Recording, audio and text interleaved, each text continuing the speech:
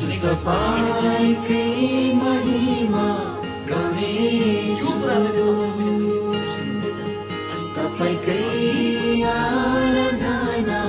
गर्नेछु हाम्रो बाउ आमालाई तपाईँकै महिमा गाउनेछु तपाईँकै आराधना गर्नेछु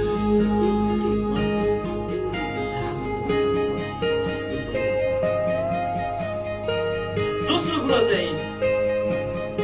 हामीले हाम्रो बाबु यसो तपाईँको महानता सदा सर्वदा रहिरहने प्रेमको वर्णन गर्नेछु यसो तपाईँको महानता